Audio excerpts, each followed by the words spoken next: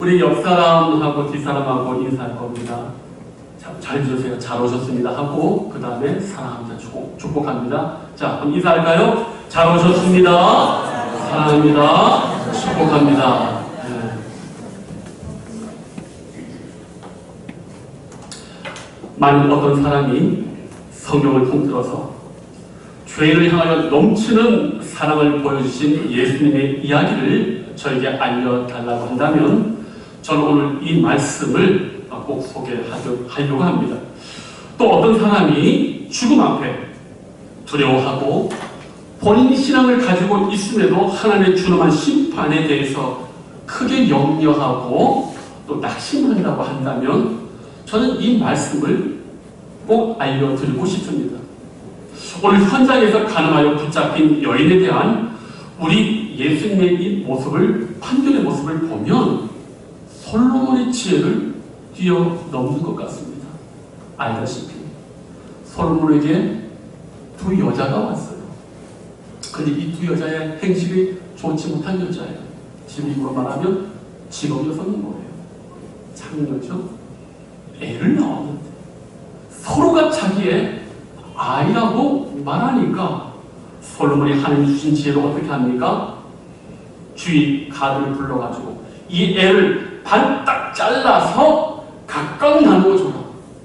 여기에서 뭐가 드러납니까? 정말 이 아이의 부모와 가짜 엄마가 드러나는 거예요. 가짜 엄마가 어떤 잘라서 주시오. 남 잘 되는 걸 절대 못 봅니다. 그런데 진짜 엄마는 저 여자에게 주라고. 왜? 애가 죽게 생겼으니까. 솔로몬이 이런 위대한 판결보다도 더 위대한 판결이 있을까라고 생각할 수 있었는데 오늘 예수님의 말씀, 너희 중에 죄 없는 자가 별로 치라. 이 판결은 정말 사람의 머리에서는 나올 수 없는 하나님만이 할 수 있는 지혜인 줄로 믿습니다. 또 오늘 이 이야기를 우리가 보면 누가 생각나냐 하면 예수님의 육신의 아버지 요셉과 어머니 마리아의 정원인데 어머니 마리아가 성녀로 잉태된 때를 생각납니다. 그때 이 성녀로 잉태한 마리아를 보고서 요셉은 큰 배신과 아픔을 가졌어요. 보통 낭자 같으면 모세율법이 말하는 가늠한 남녀를 찾아와서 돌을 던지는 투석형을 해서 율법을 이루고 자신의 실추된 명예를 요셉이 이루어야 되는데 오히려 요셉은 마리아를 존재하지 않고 그녀의 목숨을 지키려 했고 오늘 예수님이 이 가늠한 여인에게 보여준 모습과 같은 것을 먼저 보여주셨어요. 저는 저번에도 말씀드린 것 같이 분명히 이때 이 기막힌 이야기를 어머니 마리아가 자라나는 장남인 예수님에게 분명히 하셨다고 저는 보여집니다. 그리고 이 감동적인 이야기는 자라나는 우리 예수님에게 큰 영향을 주었을 것이고 오늘 그 옛날에 어머니 마리아가 경험했을 법한 그 현장에 가늠하다 잡힌 여인을 보면서 이 위대한 판결을 하는 예수님의 모습에서도 이 모습이 영향을 분명히 미쳤을 것이라는 저는 그런 생각을 합니다. 그런데 제가 오늘 이 말씀을 주목한 이유는 좀 더 다른 데 있어요. 뭐냐면 저는 최근에 우리 주님의 넘치는 사랑과 은혜를 가장 잘 드러낸 이야기를 최우선적으로 꼽으면서 묵상하고 말씀을 연구하는 중에 전혀 제가 예기치 않고 전혀 기대하지 않았던 이 말씀에서 엄중한 교훈을 한번 발견하게 됩니다. 오늘 제가 이 말씀을 한번 나누려고 해요. 오늘 부정한 여인 앞에 지금 예수님께서 보여주시는 특이한 행동 하나가 있습니다. 저는 이것을 중점적으로 말씀드리려고 합니다. 자, 오늘 말씀이 어떻게 시작합니까? 지금은 초막절이에요. 지난밤에 예수님은 감람산에서 깊이 기도하셨고 이튿날 다시 성전에서 앉아서 지금 말씀을 가르치십니다. 그런데 말씀을 가르치는 그 귀중하고 엄중한 그 중간에 세상에 서기관들과 바리새인들이 음행 중에 잡힌 여자를 그 사람들 중간에 세웠다라고 얘기하고 있어요. 하늘의 성전의 거룩한 말씀이 증거되는 그 위대한 은총의 자리에 그 불의를 확 깨는 마귀와 같은 짓을 이 서기관들과 바리새인들이 지금 하고 있어요. 그리고 현장에서 잡힌 여인이 세웠다고 했어요. 일어서게 만들었어요. 옷이나 제대로 입었겠습니까? 그런데 그러면서 이들이 말합니다. 이 여자가 가늠하다가 현장에서 잡혔는데 모세의 율법에는 돌로 치라고 했는데 어떻게 해야 됩니까? 이들이 묻는 것이요 아주 교묘해요. 뭐냐? 이 가늠한 여인이 잡혔는데 어떤 율법을 적용해야 되는지 그 율법을 알려달라고 하는 게 아니라 명백한 모세의 율법에는 돌로 치라고 했는데 당신은 어떻게 이야기할 거냐라고 묻습니다. 예수님 이런 걸 우리가 뭐라고 합니까? 외통에 걸렸다고 하는 거예요. 도무지 빠져나갈 구멍이 없어요. 예수님에게는 두 가지 대답밖에 없어요. 첫째가 뭡니까? 돌로 쳐라. 그럼 뭐가 문제가 된 줄 아십니까? 이제까지 엄격한 율법 속에 근심했던 이스라엘 백성들이 우리 예수님이 얼마나 은혜롭게 자유롭게 그들을 보호했는지 몰라요. 근데 여기서 예수님이 똑같이 돌로 치라고 하면 이제까지 은혜를 베풀었던 예수님의 모습은 온데간데 없게 되는 것이고 또 한 가지 이건 실정법 위반이 돼요. 뭡니까? 돌로 치는 살인형의 이것은 유대인들에게는 있을 수가 없어요. 왜? 나라를 빼앗겼기 때문에. 그럼 누구의 허락을 받아야 됩니까? 로마의 허락을 받아야 되는데 예수님께서 말씀대로 돌로 쳐서 죽이게 하게 되면은 현행법을 어기는 실정법을 어기는 그 죄를 함께 범하게 돼 있어요. 그렇다고 다른 해석을 내놓아서 여인을 살리고자 하면 겉봐라 이 사람 말씀의 사기꾼이다 라는 게 드러나게 되니까 오독하도 빼도 박도 못하는 이 외통에 걸려있는 겁니다. 그런데 이 진퇴양면을 번역한 저기에서 오늘 예수님께서 아주 기이한 행동을 하세요. 희한한 행동을 하세요. 제가 오늘 주목하는 말씀이 이겁니다. 6절 말씀. 그들이 이렇게 말함은 고발할 조건을 얻고자 하여 예수를 시험함이라. 그 다음 뭐라고 나왔습니까? 예수께서 몸을 굽히사 손가락으로 땅에 쓰시니. 지금 서기관과 바리새인들은 지금 대답을 강요합니다. 예수님은 대답을 해야 돼요. 그런데 예수님이 갑자기 이상한 행동을 하는 겁니다. 앉은 자리에서 가르치시다가 갑자기 손가락으로 이렇게 땅에 뭘 쓰시는 거예요. 이게 참 난해하죠. 그래서 이 예수님의 행동이 무엇일까를 일단 해석하려고 많은 시도들이 있어 왔습니다. 그중 우리가 가장 많이 들은 이야기가 뭐냐? 심리학적인 차원에서 어떤 해석을 내놓냐 하면 지금 서기관과 바리새인들이 지금 이 여인에서 분기팽천하고 지금 감정적으로 지금 올라와 있으니까 예수님께서 손가락으로 땅에 뭘 쓰시면서 이들의 주의를 환기시키시고 심리적으로 좀 이렇게 가라앉히시는 것이다. 또 예수님도 어떻게 대답할 것좀 시간을 얻고자 한다는 해석이 보통은 주도적인 해석이에요. 자, 그런데 그러면은 다음에 문제가 또 있습니다. 우리가 가장 이 말씀에서 궁금해하는 거예요. 도대체 뭘 쓰셨을까? 여기에도 많은 해석들이 있어 왔어요. 그런데 오늘날 정통적으로 보수적으로 복음적으로 여겨지는 주목할 만한 대표적인 해석이 있어요. 뭐냐?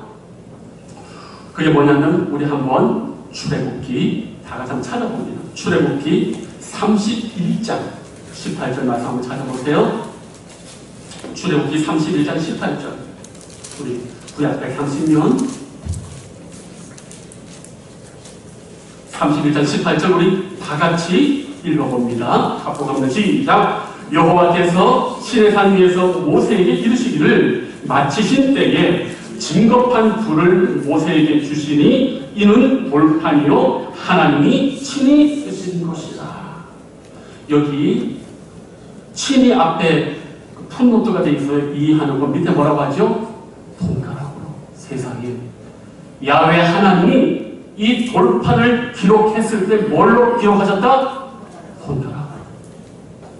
그래서 구약을 통틀어 하나님께서 친히 손가락으로 글을 쓰신 것은 이 십계명 돌판에 유일하게 하나님이 쓰셨기 때문에 사람들이 이 말씀에 착안해서 예수님께서 아마 땅에 글을 쓰신 것은 어떤 말씀일 것이다? 십계명의 말씀일 것이다. 이렇게 유추하는 거예요. 그런데 이것을 무시할 수 없는 이유가 또 나와 있어요. 뭡니까? 오늘 본문에 보면 예수님께서 땅바닥에 글을 몇 번 쓰시는 줄 아십니까? 한 번입니까? 두 번입니까? 두 번이에요. 처음에 대답을 요구했을 때 쓰셨고, 그 다음에 예수님께서 너희 가운데 죄 없는 자가 돌로 치라 이 말씀하시고 다시 한번 또 땅바닥에 글을 쓰셨어요. 두 번 쓰셨어요. 우리 성도님이 묻습니다. 하나님 아버지께서 십계명 돌판에 몇 번 친히 쓰셨습니까? 한 번입니까? 두 번입니까? 두 번이에요. 처음에 40주야를 있을 때 하나님은 그때 친히 돌판을 친히 준비하시고 친히 쓰셔주셨는데 40일 있다 내려와 보니까 백성들이 모세가 없다, 불안하다, 두렵다, 우리를 인도하는 신을 만들어 달라고 해가지고 아론을 충동기 돼가지고 우상을 만듭니다. 모세가 내려오니 가관인 거예요. 그 주님이 하나님이 주신 돌판을 확 깨버려요. 그리고 나서 다시 이번에는 자기가 돌판을 준비해 갑니다. 그때도 성경 뭐라고 하냐? 하나님이 또 글을 쓰셨어요. 그러니까 지금 이 출애굽기에 하나님께서 친히 두 번 돌판에 글을 쓰신 거하고 예수님께서 땅바닥에 지금 글을 두 번 쓰신 것, 이것에 착안해서 우리 예수님께서 이 분노한 감정적으로 지금 뜨거워진 이 사람들에게 지금 이 십계명의 말씀을 이렇게 쓰시면서 지금 무언가를 말씀하고 있다고 보는 것이죠. 그런데 저는 여기에 좀 더 다른 견해를 좀 진지하게 말씀드리고 싶습니다. 예수님께서 땅에 무슨 말씀을 쓰셨는지 성경이 정확하게 말하고 있지 않아요. 물론 제가 말한 이 여러 유추 중에서 십계명일 것이라는 결론은 아주 유력합니다. 그러나 저는 의문이 들어요. 정말 예수님이 땅바닥에 무슨 내용을 쓴 것이 중요하다면 왜 성경이 이에 대한 내용을 말하지 않을까? 오히려 제가 주목하고 우리 모두가 놓치지 말아야 될 것은 뭐냐 하면 성경이 말하는 그대로 땅에 글을 쓰는 행위 자체가 뭔가 큰 의미가 있다는 거예요. 땅에 글을 쓰는 자체가. 자, 우리 한 번 더 성경 말씀 찾습니다. 이거 아주 중요합니다. 구약 성경 예레미야 17장 13절 말씀 한번 찾아봅니다.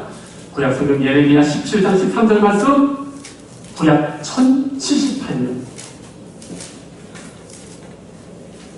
1078년 예레미야 17장 13절 말씀, 우리 다 찾으셨습니까? 다 같이 읽습니다. 시작. 이스라엘의 소망이신 여호와여, 무릇 주를 버리는 자는 다 수치를 당할 것이라.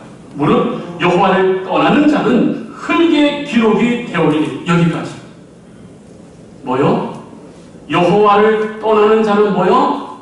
흙의 기록이 되오리니. 놀랍죠? 우리가 알다시피 요한계시록은 천국에서 영생 공명을 누리는 하나님의 생명록이 있다고 했어요. 구원받는 사람들의 기록이 생명록이 있다고 했어요. 그런데 오늘 예레미야는 그게 아니고 오히려 천국에 가지 못하고 이 땅과는 멸망할 사람들이 이러면 어디에 기록된다? 땅에 기록된다. 그러면 이 말씀을 어떻게 해석해야 될까요? 대체 서기관들과 바리새인들이 예수님에게 꼬투리를 잡으려고 이 진퇴양난의 문제를 딱 했을 때 예수님은 뭐라고 대답하십니까? 땅에 글을 쓰시면서 대답하기 전에 이 악한 질문을 하는 너희들이 이 구절에 먼저 해당하는 자라고 먼저 지금 정지하고 있는 거예요. 이해되십니까? 이 여인이 죄가 있는지 없는지를 말하기 전에 그 여인의 아픈 처지를 악용하고 거룩한 하나님의 율법의 말씀을 가지고 예수님에게 꼬투리를 잡아서 이 악한 짓을 하는 그들에게 먼저 예수님은 말하고 있는 거예요. 가난한 여인이 지금 문제도 그보다 더 문제가 있어. 이 악한 의도를 가지고 나에게 지금 질문하는 너희들은 어떤 자라고요? 땅에 기록된 건 멸망당할 자이다. 이걸 먼저 얘기하고 있는 거예요. 이게 두려운 거예요. 주님은 이 가늠한 여인을 모세율법에 따라 쳐주게 되냐 말아야 되냐 대답하기 전에 이 서기관과 바리새인들에게 먼저 심판을 내고 있는 거예요. 명백한 죄를 지은 사람을 놔두고 왜 갑자기 이 사람들에게 할까? 이 사람들이 어떤 사람인 줄 아십니까? 말씀의 전문가들이에요. 서기관이 누구냐? 말씀의 전문가들이에요. 바리새파 사람들이 누구냐? 보통 랍비들이 이 사람들 출신이라는 말이에요. 이 사람들은 말씀을 수호하고 보존하는 사람들이에요. 그런데 예수님은 이 가늠한 여인보다도 지금 이 말씀을 가지고 묻는 사람들에게 더 분노하는 거예요. 왜? 한 인간의 부끄러운 수치를 이용해서 심지어 하나님의 율법을 들먹여서 마침내 예수님을 고소할 꼬투리를 찾는 이들 영혼의 악한 의도와 부패와 교만과 겸손치 못함은 이 가늠한 여인보다 더 악하다는 거예요. 서기관과 바리새인들이요 얼마나 말씀의 전문가인지 아십니까? 지금도 그 메카에서 1년에 한 번씩 이스라엘 사람들은요 그들의 성전 꾸란이라고 해요. 우리는 고란을 꾸란이라고 하는데 그걸 다 외워요. 어려울 것 같습니까? 아니요, 다 외워요. 지금도 그 소승경전이 강력한 이 버마, 미얀마 이런 데 가면요 불교학교 승가대학이 있는데 거기에 가서 학생들이 물으면 이 승가대학 스님들이 어떻게 하냐면 불교가 최초로 기록된 건 산스크리트가 아니에요. 팔리어라는 방언인데 그 팔리어를 이 승가대학 사람들이 다 외워서 거기서 즉석에서 이야기를 해요.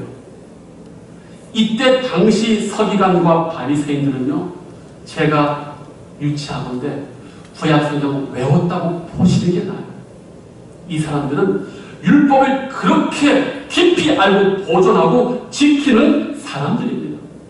근데 예수님 지금 말을 하고 싶은 거예요.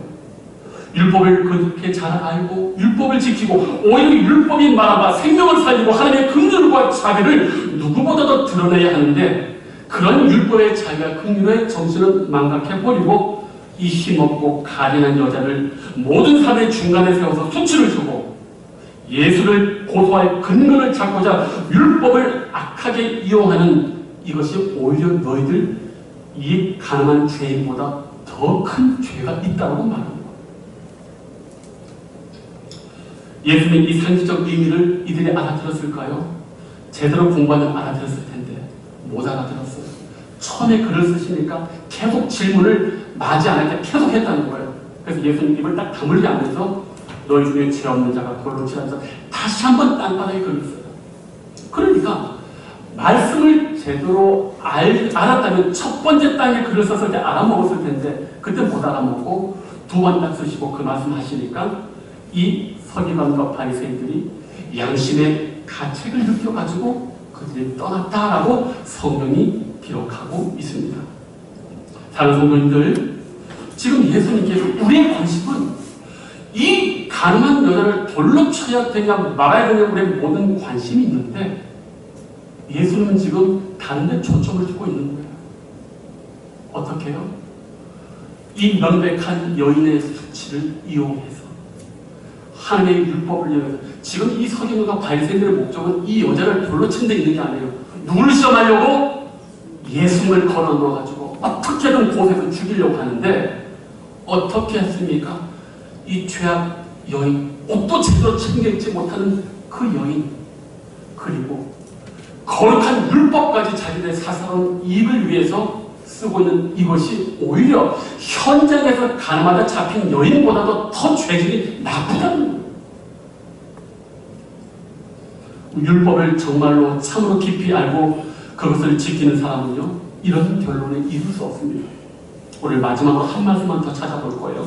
사도 바울이 도대체 율법을 정말 많이 알고 깊이 아는 사람들은 어떻게 해야 되느냐, 왜 예수님이 분노했는지 로마서 3장 19절에 정확하게 나와 있어요. 한번 찾아봅니다. 마지막으로 로마서 3장 19절, 신약 242년 너무 중요한 말씀이에요. 19절 크게 읽습니다. 시작. 우리가 알거니와 무릇 다 같이 크게 읽습니다. 시작. 우리가 알거니와 무릇 율법이 말하는 바는 율법 아래에 있는 자들에게 말하는 것이니 이는 모든 입을 막고 여기까지. 구약의 모세의 율법을 통틀어서 정확하게 이 한 단어로 이 사도들이 번뜩이는 지성과 성령의 지혜로 한마디로 요약합니다. 뭡니까? 율법이 말하는 바는 오직 한 가지다. 모든 뭐를 막고? 입을 막고. 정말 율법을 알고 하나님의 주는 말씀을 안다면 그 말씀을 아는 사람은 오직 한 가지밖에 할 것 없다. 뭐라 할 수밖에 없다? 입을 다물 수밖에 없다는 거예요. 왜? 그 하나님의 율법에 모두가 거치기 때문에 천 가지 율법을 지켜도 한 가지를 어기면 율법 안에 있는데 그 율법을 안다면 어떤 인간도 율법이 이러니 저러니 그 말씀을 가지고 다른 사람을 비판할 수 있단 말입니까? 없단 말입니까? 없다는 말이에요. 율법을 정말 모든 걸 알고 있는 사람은 그 율법의 정죄 안에 있기 때문에 자신의 어떤 의로움도 없기 때문에 뭘 할 수밖에 없다? 입을 다물 수밖에 없다. 이 말씀은 위대한 말씀이에요. 사도 바울에 대해서 감탄하는 게 뭔지 아십니까? 그가 예수를 믿고 나서 구약 성경과 자기가 오해된 예수에 대한 생각을 이렇게 교정하려고 아라비아 광야 3년을 가서 말씀을 다시 재해석하는데 이 결론을 이룬 거예요. 모든 율법이 오직 유일하게 말하는 것이 하나 있다. 뭐요? 모든 입을 막고. 우리 이 말씀대로 삽니까? 이 말씀을 안다면 다른 사람 정죄할 수가 없어요. 왜? 나도 똑같거든. 나는 드러나지 않을 뿐이거든. 예수님이 분노하는 게 이겁니다. 누구보다도 말씀을 잘 아는 너희들이 지금 이러한 모습으로, 이런 교만한 모습으로 지금 이 여인을 지금 비판하고 판단한다고? 너희들이 이 여자보다 낫냐?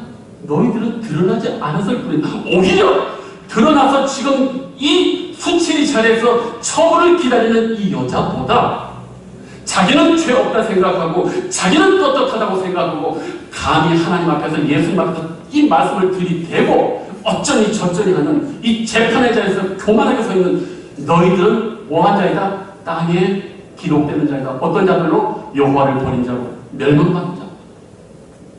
저는 이 요한복음을 읽을 때마다 너무너무 두려워요. 또 너무너무 놀라워요.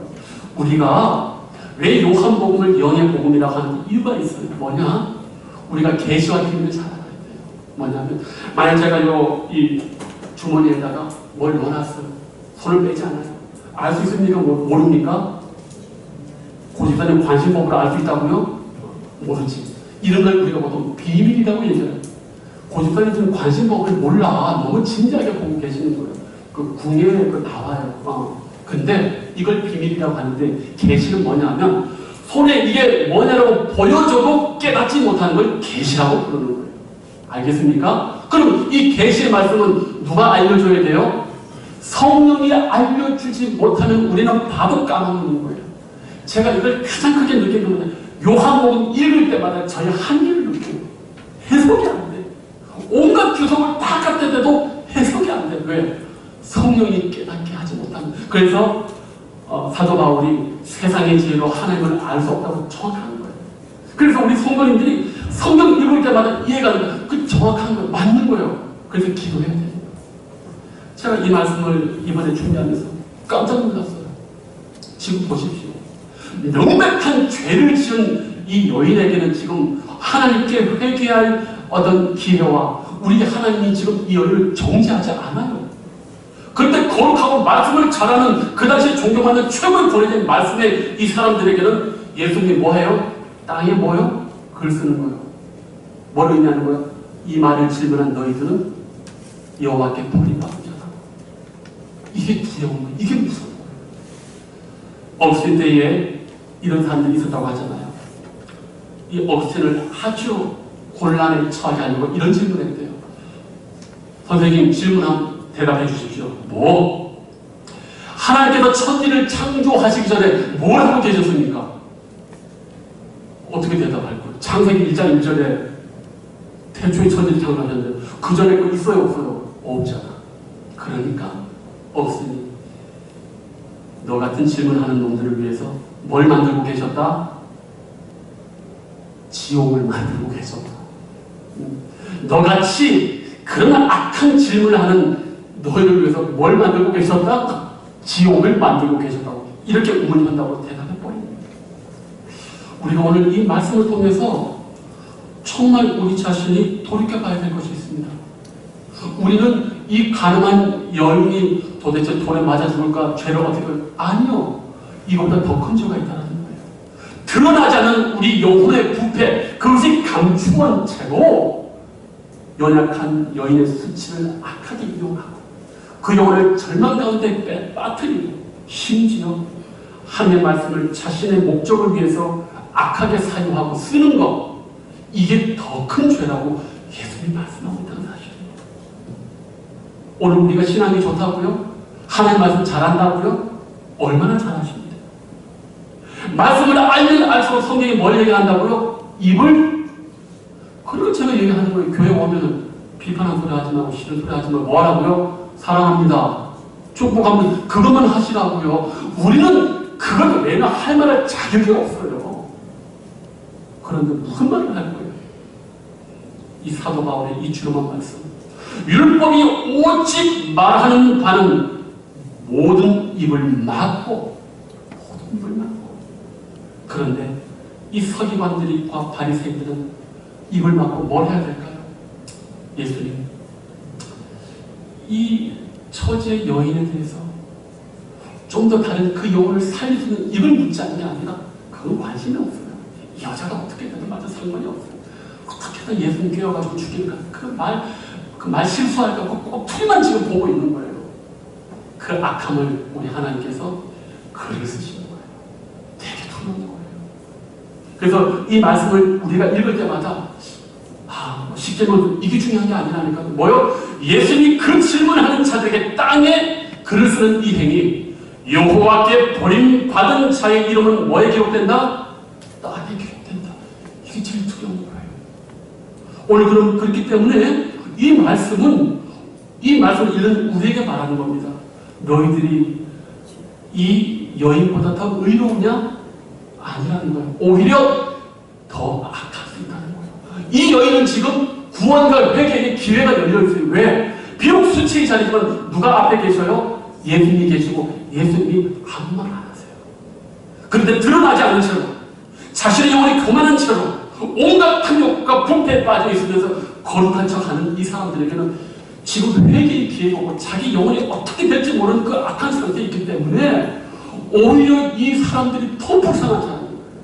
오히려 드러나서 회개할 이 조건에 있는 우리가 더 이 여인이 더 행복한 자인 거예요. 우리가 새벽마다 다윗을 볼 때요. 다윗의 위대함이 뭔지 아십니까? 그가 골리앗을 죽인 거, 여호와의 이름을 나는 거 아니요. 제가 저번에 말씀드리지 않습니까? 바세바를 취하고 나면서 지금까지 좋은 얘기 하나도 없어. 그런데요, 그 말씀마다 다윗이 어떻게 하는 줄 아십니까? 맨발 모든 백성들 앞에서 머리 풀어 헤치며 울며 걸어가고 시므이가 저주할 때 옆에 부장들이 죽이게 하니까 아니다.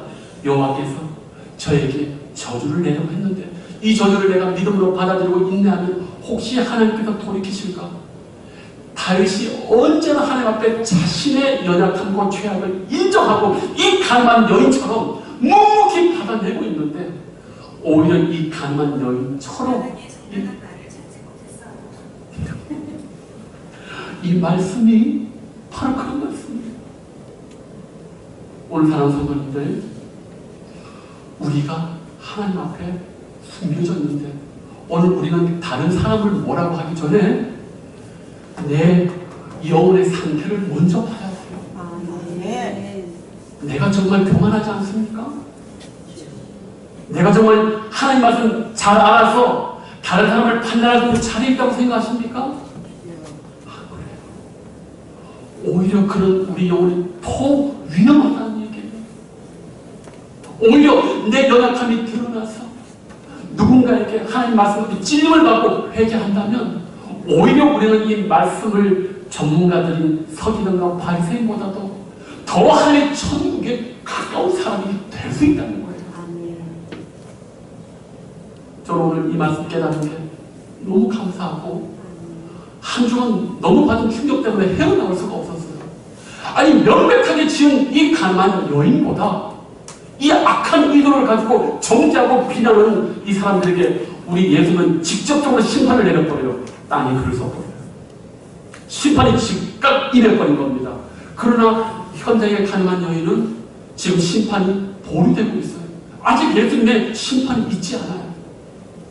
그런데 놀라운 사실은요, 예수님께서 이 모든 사람들이 다 떠나간 다음에 뭐라고 얘기하신 줄 아십니까? 여자여 라고 얘기해요. 물론 이 말은 단순한 말이에요. 왜? 그때 당시 여자들, 결혼한 여자들 엄마를 이끌 때도 이 여자여라는 말이 쓰여지는데, 우리 예수님께서 십자가상에서 달려서 돌아가실 때 마리아를 향해서도 여자여 할 때 이 단어가 쓰여져요. 이 단어는 평범합니다. 그런데 명백한 죄를 저지른 이 여자에게 우리 예수님이 이 가늠한 여자요, 이 잘못한 여자요, 법정에서는 피가 원고로만 읽혀주지 않습니까? 그런데 우리 예수님께서 이 가늠한 여자에게 무슨 말 하냐면 똑같이 일상적인 말로 여자여라고 얘기해요. 이 말씀이 왜 중요하냐면 우리가 저 천국에 갔을 때, 우리가 먼저 하나님의 심판대 앞에 갔을 때 우리 하나님께서 죄 많은 우리의 모습을 보고도 똑같이 말합니다. 그대로의 모습으로 그대로 얘기하세요. 그대로 받아들이세요. 한 가지 더 말씀드릴 게 있어요. 많은 주석가들은 이 말씀을 가지고 이렇게 얘기를 합니다. 이 여자가 회개했을까 회개하지 않았을까? 성경에는 하나도 나와 있지 않아요. 어떤 근거도 나와 있지 않아요. 그러나 저는 이 여인이 회개했다고 봅니다. 왜? 십자가상에 달렸던 두 강도랑 아주 비슷해요. 처음에 구원받은 강도도 처음에 달렸을 때는 예수님을 비난하고 정죄했다고 성경에 나와 있습니다. 그런데 예수님께서 7가지 말씀을 하시는 그 중간에 예수님의 모습을 보고 예수님을 구세주로 맞아들이는데 이 여인도 아주 독특한 단어를 얘기해요. 예수님께서 이렇게 물었을 때 이 여자가 뭐라고 대답하냐면은 주여라고 대답을 해요. 그런데 성경 원문에 보면 서기관과 바리새인들이 예수님을 뭐라 부르냐면은 디다스칼로스, 원문을 가르치는 자, 영어 성경 랍비, 지적 이렇게 얘기를 하는데, 이 잘되고 똑똑한 사람들이 가르치는 자여라고 예수를 부를 때 이 여자는 그 말을 그대로 받지 않고 뭐라고 우리가 주로 부르는 헬라어는 퓨리어서 그걸 그대로 써요. 주여 없습니다. 뭡니까? 이 일이 일어나고 있는 와중에, 이 여인이 벌어지고 있는 와중에 예수님께서 자기를 표현하고 자기를 용납하시는 걸 느낀 거예요. 그는 그 자리에서 말하지 않았지만 주여라는 그 말 속에 예수님의 용납하심을 알고 주는 걸 받아들인 거예요. 오늘 사는 성도님들, 제가 준비한 말씀은 많지만 이 말씀 하나 꼭 기억했으면 좋겠습니다. 우리는 가늠한 여인에 대해서 우리의 온 관심이 있는데 예수님의 관심사와 준엄한 말씀은 어디에 있다고요? 자신 영혼의 부패와 타락과 그 문제는 알지 못하고 다른 사람을 비판하고 정죄하기에 급격한 자신의 영혼의 처지는 알지 못하고 다른 사람을 어떻게든 넘어뜨리려는 그 악한 자들의 영혼의 상태가 더 심각하다. 이걸 말하는데 이것이 우리의 모습일 수도 있다. 그래서 사랑하는 성도님들, 우리 이 말씀 통해서 한 주간 정말 깊이 묵상했으면 좋겠어요. 나에게 이런 모습은 없는가? 다른 사람을 축복하지 못하고 다른 사람을 인정하지 못하는 사람은 다 이런 마음의 소유자인 거예요. 교회를 오래 다니면 다닐수록 은혜가 없고 감사가 없는 사람일수록 다 여기에 해당되는 사람이에요. 더 큰 회개가 그런 자들에게 있는 거예요. 우리가 한번 이 시점에서 우리 자신을 이렇게 면밀하게 한번 깊이 있게 성찰해봐야 되지 않을까요? 가늠한 여인, 불쌍한 천만의 말씀. 그 여인을 통해서 자신의 모습을 보지 못하는 우리가 더 큰 문제일 수가 있다는 사실입니다. 그렇기 때문에 오늘 교회에서 보십시오. 일주일에 한 번 만나는 이 얼굴들이 얼마나 좋습니까? 안 좋습니까? 어머, 다들 감동이 나만 좋은가?